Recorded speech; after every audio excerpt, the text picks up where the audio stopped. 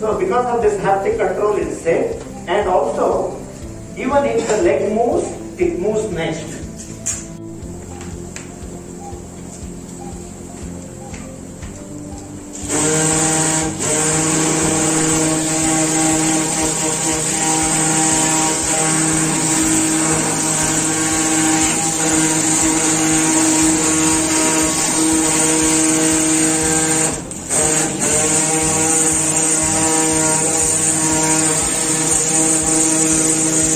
Normally, manually, conventionally, with an extra gadget to help you. So if you see the final screen now, it says like 333, exactly what we have planned.